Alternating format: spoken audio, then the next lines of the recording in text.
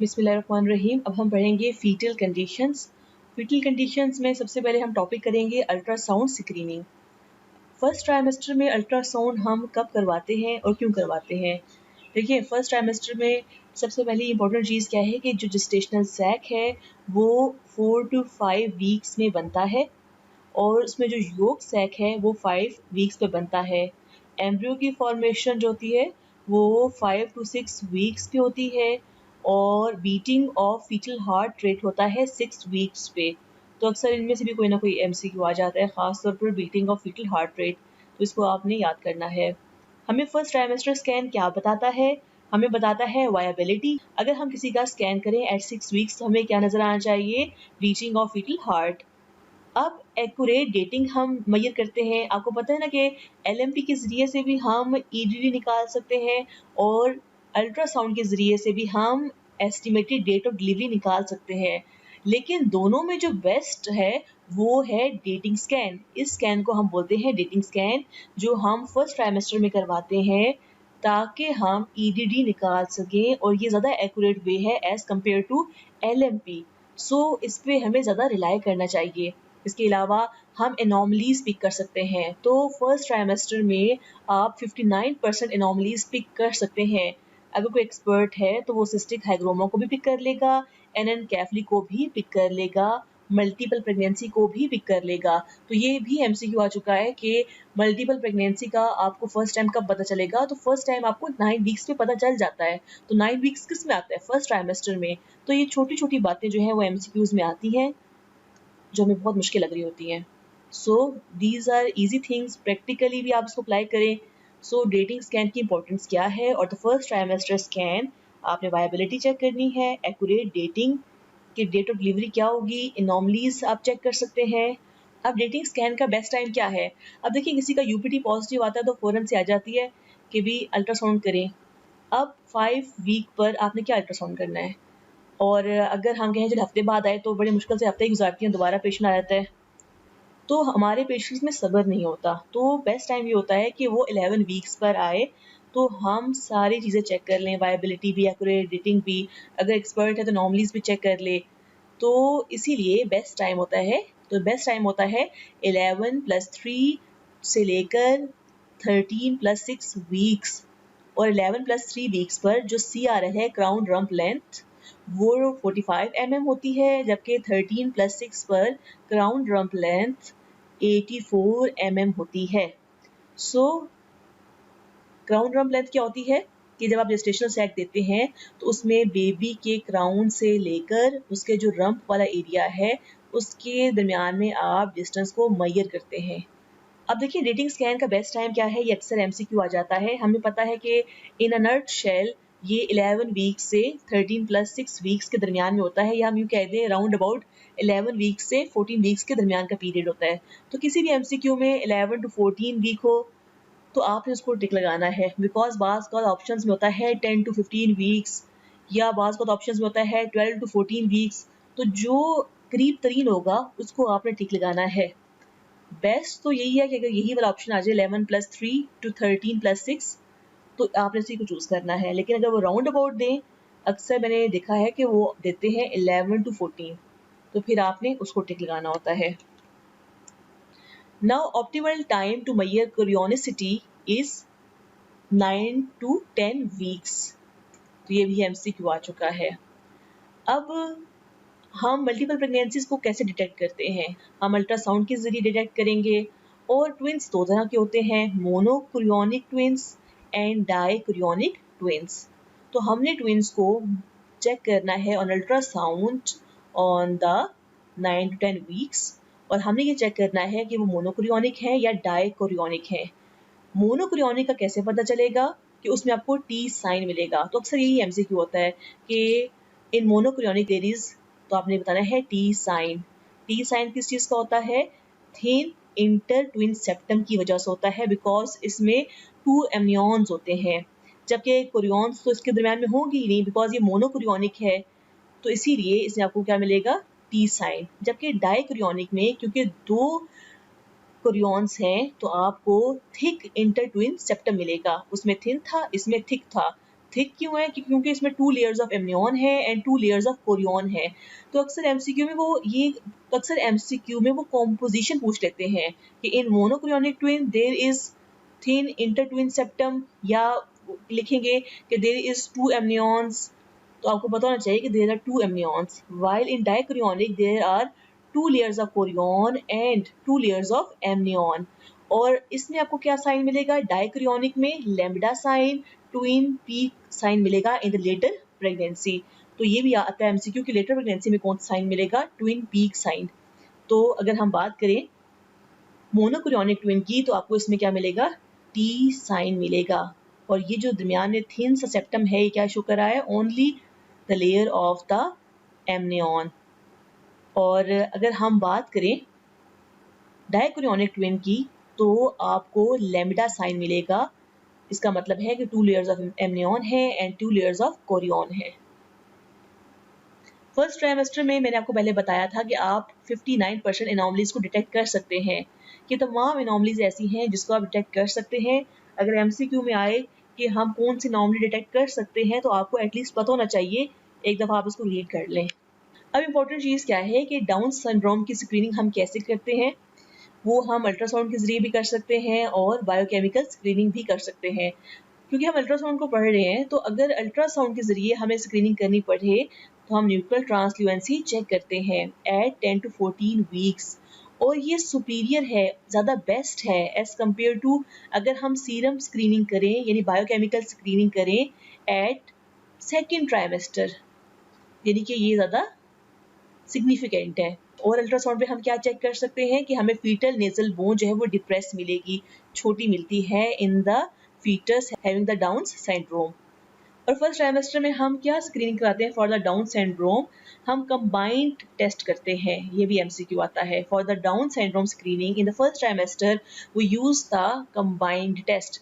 Combined test में क्या होता है? न्यूक्लियर ट्रांसल्यूएंसी, हम थिकनेस चेक करते हैं, हम बीटा एचसीजी का लेवल चेक करते हैं, हम pregnancy associated plasma protein A को चेक करते हैं, और हम मैटरनल एज ऐड करते हैं।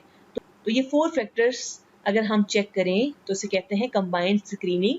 और ये अब रिकमेंडेड है for the screening of the Down syndrome in the first trimester. तो ये तो उनका फेवरेट क्वेश्चन होता है कि what is the best screening test in the first trimester? That is the combined screening. और इसकी कॉम्पोजिशन भी आपको पता होना चाहिए। Second trimester ultrasound. Now the measurement of gestational age. ये एमसीक्यू आता है कि सेकेंड ट्राइमेस्टर में आप जेस्टेशनल एज कैसे मालूम करते हैं? तो अगर 14 से 20 वीक्स के दरमियान में जेस्टेशनल एज हो, तो आप हेड सर्कमफेरेंस के जरिए चेक करेंगे, और 20 वीक्स पर एंड ऑनवर्ड आप बीपीडी बायोप्राइटल डायमीटर इस्तेमाल करेंगे, फीमर लेंथ यूज़ करेंगे फॉर द जेस्टेशनल एज। तो दोनों में से बेहतर कौन सा है? बायोप्राइटल डायमीटर। बायोप्राइटल डायमीटर को आप 20 वीक्स से पहले यूज़ ना करें। अब फीटल वेट हम कैसे मेजर कर सकते हैं? अगेन ये एमसीक्यू है। फीटल वेट की मेजरमेंट के लिए हम एब्डोमिनल सर्कमफेरेंस लेते हैं, हेड सर्कमफेरेंस लेते हैं, बायोप्राइटल डायमीटर लेते हैं, और फीमर लेंथ लेते हैं फीटस की, और इनको ऐड करते हैं और हम फीटल वेट निकालते हैं। लेकिन अगर वो पूछें कि इन सब में मोस्ट सेंसिटिव मार्कर कौन सा है to check the fetal weight, तो हम कहेंगे एब्डोमिनल सर्कमफेरेंस। तो ये भी एमसीक्यू आ चुका है, ये भी एमसीक्यू आ चुका है, ये भी एमसीक्यू आ चुका है, और ये भी एमसीक्यू आ चुका है। So each line is an MCQ. Now the measurement of fetal growth. Measurement of fetal growth हम कैसे करते हैं? ये भी एमसीक्यू आता है। देखिए, आपने एब्डोमिनल सर्कमफ्रेंस को कंपेयर करना होता है विद द हेड सर्कमफ्रेंस या बायोप्राइटल डायमीटर। किसी भी पेशेंट की एलएमपी के जरिए जेस्टेशनल एज आ रही हो, फॉर एग्जांपल 36 वीक्स, और डेटिंग स्कैन के मुताबिक भी उसकी जेस्टेशनल एज आ रही हो 36 वीक्स, लेकिन जब आपने अल्ट्रासाउंड करवाया तो जेस्टेशनल एज आ रही हो 30 वीक्स, तो इसका मतलब है कि बेबी की ग्रोथ तो कम है। अब बेबी की जो ग्रोथ है वो क्यों कम है, तो हमें कैसे पता चलेगा?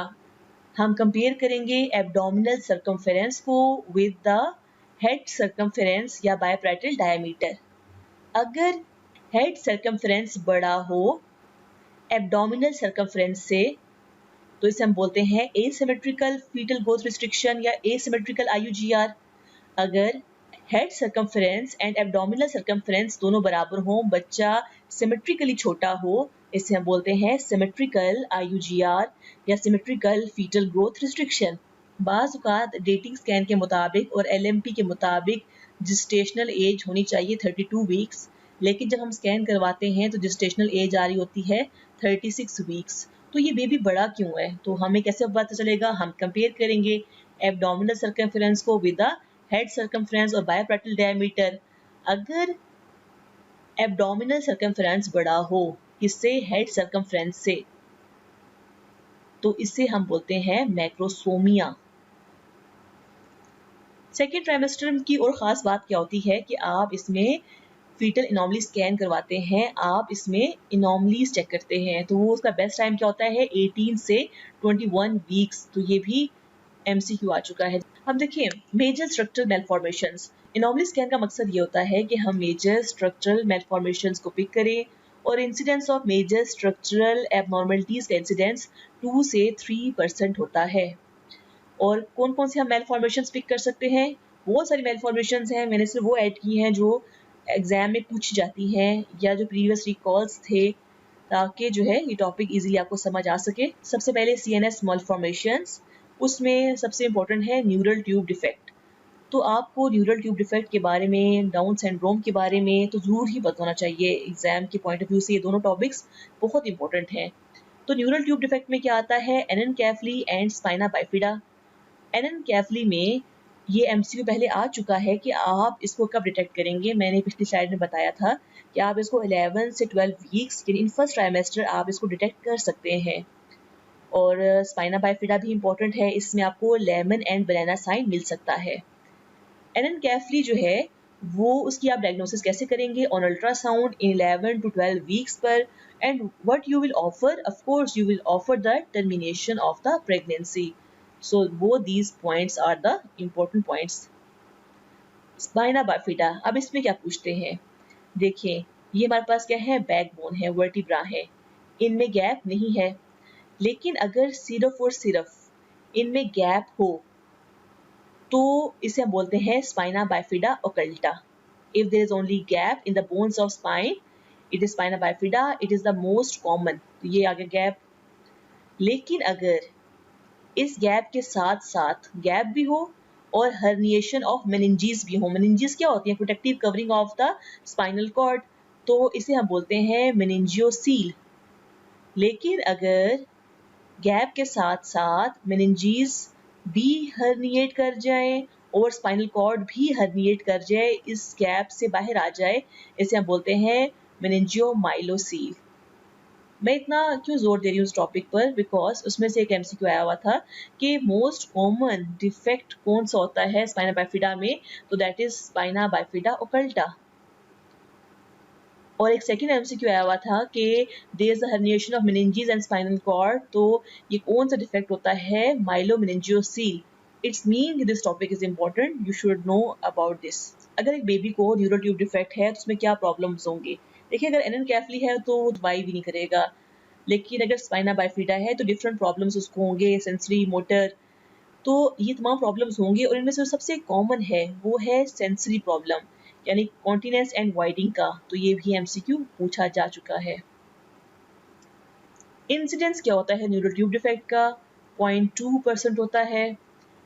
और अगर किसी एक बच्चे को न्यूरल ट्यूब डिफेक्ट हो तो नेक्स्ट प्रेगनेंसी में रीअकरेंस के चांसेस होते हैं 5%। अगर 2 बच्चों को न्यूरल ट्यूब डिफेक्ट हो तो थर्ड प्रेगनेंसी में 12% चांसेस होते हैं। अगर 3 बच्चों को न्यूरल ट्यूब डिफेक्ट हो तो रीअकरेंस के चांस 20% होते हैं। तो ये भी MCQ में पूछते हैं। क्या कॉजेज होते हैं? Most common cause idiopathic, environmental factors, अगर फोलिक एसिड फीमेल ना ले, एंटी कन्वल्सेंट ड्रग्स ले रही हो, ओबेसिटी, डायबिटीज़, तो इसको हम कैसे ओवरकम कर सकते हैं? हमारे हाथ में क्या है? ज़ाहिर सी बात है जीन्स हम नहीं चेंज कर सकते और एनवायरनमेंट भी हम अपनी चेंज नहीं कर सकते। एटलीस्ट फीमेल से आपने कहना है कि वो फोलिक एसिड ले 5 मिलीग्राम 3 मंथ्स बिफोर कंसेप्शन, और जब कंसीव कर ले तो 12 वीक्स तक लेती रहे। ये भी MCQ आ चुका है। वरना कितनी लेती है फीमेल फोलिक एसिड? 400 माइक्रोग्राम। अब हाइड्रोकेफेलस में क्या आता है? हाइड्रोकेफेलस में क्या होता है कि बेबी का हेड जो है वो इनलार्ज होता है। अब इसमें से क्या एमसीक्यू आता है कि अक्सर ये पूछ लेते हैं कि हमें अल्ट्रासाउंड पर कोराइड प्लेक्सिस सिस्ट मिली है। तो अगर सिर्फ कोराइड प्लेक्सिस सिस्ट हो तो ये घबराने वाली बात नहीं होती। अगर सिंगल यही फैक्टर हो तो ये एक नॉर्मल वेरिएंट है। ये भी एमसीक्यू पहले आ चुका है। Only choroid plexus cyst is a normal variant. और अगर कोराइड प्लेक्सिस सिस्ट हो तो आपने रूल आउट करना होता है कि उस बेबी को एडवर्ड सिंड्रोम तो नहीं है, डाउन सिंड्रोम तो नहीं है। तो मोस्टली अगर सिंड्रोम एसोसिएटेड हुआ तो वो एडवर्ड सिंड्रोम होगा। तो हमें कैसे पता चलेगा उस एडवर्ड सिंड्रोम है या नहीं? तो हमें नॉर्मल स्कैन पे बाकी चीज़ें देखेंगे। उसकी क्या प्रॉपर्टीज होती हैं? ये स्मॉल माउथ होगा, स्मॉल जॉ होगी, शॉर्ट नेक होगी और डिस्प्लास्टिक या मेल फॉर्म्ड ईयर्स होंगे, शील्ड चेस्ट होगी, क्लेंच्ड हैंड्स होंगे, फ्लेक्स्ड बिग टो होगा या प्रोमिनेंट हील्स होंगी। तो अक्सर ये भी एमसीक्यू में आ जाता है कि ऐसे कोई बेबी का लिख देते हैं और पूछते हैं कि व्हाट इज योर डायग्नोसिस, तो हम कहेंगे this is the Edward syndrome. या वो लिख देंगे कि choroid plexus cyst is mostly associated with, तो आपने कहना है एडवर्ड सिंड्रोम। और अगर कोराइड प्लेक्सिस सिस्ट सिर्फ सिंगल है और बाकी कोई भी इसका एसोसिएटेड सिंड्रोम नहीं है तो आपने पेशेंट को काउंसल करना है कि ये मोस्टली रिग्रेस कर जाएगी बाय 24 वीक्स। Hydrops fetalis. अब हाइड्रोप्स फेटालिस से क्या पूछा जाता है? हाइड्रोप्स फेटालिस पे इंशाल्लाह I will make another video, but इसमें आपने क्या याद करना है कि हाइड्रोप्स फेटालिस में there is the accumulation of fluid in 2 और मोर सीरस कैविटीज, यानी बॉडी कैविटीज में 2 और मोर बॉडी कैविटीज में फ्लूइड की एक्यूमुलेशन होती है एंड स्किन एडिमा। तो उन्होंने एक लाइन लिखी हुई थी कि एक्यूमुलेशन ऑफ फ्लूइड इन 2 और मोर सीरस बॉडीज एंड, और ऑप्शंस डिफरेंट दिए हुए थे, तो इसमें स्किन एडिमा भी होता है। अब है gastrointestinal and abdominal wall malformations. इसमें क्या चीज़ इंपॉर्टेंट है? देखिए, 2 तरह के एब्डोमिनल वॉल डिफेक्ट हैं जो इंपॉर्टेंट हैं एमसीक्यूज के लिहाज से भी और ऑस्की के लिहाज से भी। एक है गैस्ट्रोकिएसिस और दूसरा है ओम्फेलोसील। दोनों डिफेक्ट में क्या डिफरेंस होता है कि गैस्ट्रोकिएसिस पैरा अम्बिलिकल डिफेक्ट है जबकि ओम्फेलोसील जो है वो एक सेंट्रल डिफेक्ट है। अगर एमसीक्यू में ये आए कि अगर किसी फीटस को ओम्फेलोसील है तो आप नेक्स्ट टेस्ट क्या करवाएंगे? तो आप कैरियोटाइपिंग करवाएंगे। क्यों? क्योंकि ओम्फेलोसील मोस्टली एसोसिएटेड होता है विद द एनोपुलाइडी। तो ये भी इम्पोर्टेंट एमसीक्यू है, ये पहले पूछा जा चुका है। जबकि गैस्ट्रोकिएसिस अगर आप अल्ट्रासाउंड पर देखें तो कैरियोटाइपिंग की जरूरत नहीं होती because mostly it is not associated with any defect. I will make another video on the differences between them. I will share that. तो अभी आप देख लीजिएगा। अब ये भी बहुत इंपॉर्टेंट स्लाइड है। अब आप कहेंगे कि डॉक्टर मारिया कहती है कि हर चीज़ इंपॉर्टेंट है। Basically I have added every important thing in it. तो इसमें क्या है कि कोई भी अगर सिनेरियो हो, देखिए अगर किसी सिनेरियो में लिखा हो कि न्यूक्लियर ट्रांसल्यूएंसी जो है वो ज़्यादा आई हुई है, तो कितनी ज़्यादा आएगी, कैसे कपल को हम फीटल मेडिसिन यूनिट में सेंड करेंगे? तो न्यूक्लियर एडिमा अगर 6 mm से ज़्यादा होगा तो हम सेंड करेंगे, वरना नहीं करेंगे। वेंट्रिकुलोमेगैली कितनी होगी तो हम उसको फीटल मेडिसिन यूनिट में सेंड करेंगे अगर एक एट्रियम की मेजरमेंट 10 mm और उससे ज़्यादा हो। इसके अलावा इकोजेनिक बाउल अगर आपको अल्ट्रासाउंड पर मिल रहा है तो 75% कोई इशू नहीं होगा बेबी में। लेकिन अगर हुआ तो आप किसको चेक करेंगे? साइटोमेगैलोवायरस को और सिस्टिक फाइब्रोसिस को। तो ये भी एक एमसीक्यू पूछते हैं कि echogenic bowel is associated with, mostly there is no issue. अगर ये ऑप्शन में तो आप इसको टिक लगाएंगे। अगर ये ऑप्शन में नहीं होता, वो लिख देते हैं साइटोमेगैलोवायरस या बाकी वायरसेस, तो आप साइटोमेगैलोवायरस टिक लगाएंगे। अगर वो सिस्टिक फाइब्रोसिस और बाकी कोई प्रॉब्लम्स लिख देते हैं तो आप सिस्टिक फाइब्रोसिस को टिक लगाएंगे। तो ये भी एमसीक्यू जो है पूछा जा चुका है। और रीनल पेल्विस डायलिटेशन अगर 7 mm से ज़्यादा हो एपी में तो ये भी सिग्निफिकेंट है। फिर आप ऐसे कपल को फीटल मेडिसिन यूनिट में भेजेंगे। इसके अलावा अगर स्मॉल मेजरमेंट्स बेबी की आ रही हो कंपेयर्ड विद डेटिंग स्कैन, यानी लेस देन 3rd सेंटाइल, तो आप भेजेंगे। फेशियल क्लेफ्टिंग हो तो आप भेजेंगे। तो अगर एमसीक्यू आ जाए कि किस कपल को आपने फीटल मेडिसिन यूनिट में भेजना है तो आपने ये अच्छे से याद कर लेना है बिकॉज अगर पेपर मुश्किल आएगा तो इसी में से आएगा। अब देखिए ये स्लाइड इंपॉर्टेंट है। किसी भी एमसीक्यू में लिखा हो कि फीटस में कुराइड प्लेक्सस सिस्ट है which is not associated with any disease, तो आपने इसको नॉर्मल लेना है। बेबी में अगर सिस्टर्ना मैग्ना है in the absence of brain abnormality, echogenic फोकाएं हैं या 2 वेसल कॉर्ड है, तो it should not be recorded और refer to fetal medicine unit, उसको हम कंसिडर करेंगे एज अ नॉर्मल वेरिएंट। तो ये आपसे एग्जामिनर पूछना चाह रहा होता कि आपको पता होना चाहिए कि these are the normal variant, इसमें शोर शराबा नहीं करना। प्लेसेंटल लोकलाइजेशन 15 से 20% फीमेल में at 20 weeks placenta low lying होता है, और अगर ये लो लाइंग है तो 10% फीमेल्स में फ्यूचर में क्या होगा, प्लेसेंटा प्रीविया।